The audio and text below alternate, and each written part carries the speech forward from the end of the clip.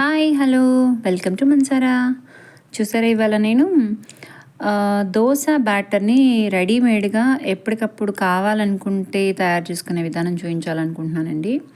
Actually ఇది బిజీగా ఉండే పీపుల్కి బాగా వర్క్ అవుతుంది, కానీ మనం నానబెట్టుకొని చేసుకునే అంత దాని టేస్ట్గా అయితే ఉండదండి. అది మాత్రం నిజం.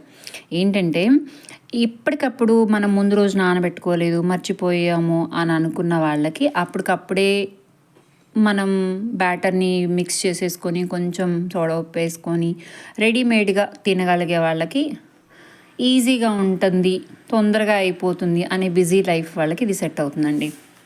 దానికి కావాల్సింది మనకి బియ్యం, రేషన్ బియ్యం ఉంటాయి కదా, వాటిని అటుకుల్ని, మెంతుల్ని, కొన్ని మెంతులు.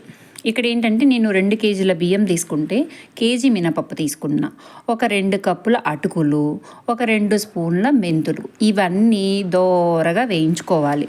దోరగా అంటే లైట్ గోల్డెన్ కలర్లో వచ్చేటట్లుగా అన్నీ వేయించుకోండి. నిదానంగా మీడియం ఫ్లేమ్లో పెట్టి అన్నీ నీట్గా వేయించుకున్నారనుకోండి, మంచి టేస్ట్ వస్తాయి అన్నమాట. హడావుడిగా వేడి మీద పెట్టుకొని చేసుకోవద్దు. ఇది మీకు ఖాళీ ఉన్న రోజు, హాలిడే ఉన్న రోజు మాత్రమే ట్రై చేయండి. ఇవన్నీ ఒక కాటన్ క్లాత్లో మంచిగా ఆరపోయింది.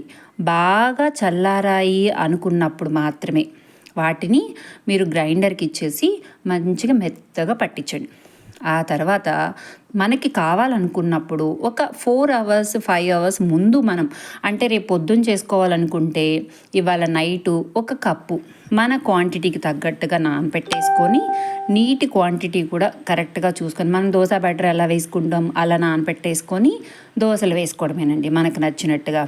యాక్చువల్గా ఇది మనం క్రిస్పీగా వచ్చే అంత క్రిస్పీగా అయితే ఉండదండి, ఇది మాత్రం నిజం. ఎందుకంటే కొంచెం మందంగా ఉండేటట్లయితే బాగుంటుంది. క్రిస్పీగా అంటే మనం ముందు రోజు నానబెట్టుకొని రుబ్బుకొని ఆ రుబ్బు టేస్ట్ అనేది డిఫరెంట్ అండి. కాకపోతే ఇదేంటంటే బిజీ లైఫ్ వాళ్ళకి, మనం మర్చిపోయాం అనుకున్న వాళ్ళకి ఇదైతే రెడీమేడ్ సొల్యూషన్ అంటే ది బెస్ట్ అన్నట్టు. నచ్చిందా మీకు? నచ్చితే లైక్ చేయండి, షేర్ చేయండి, సబ్స్క్రైబ్ చేసుకోండి.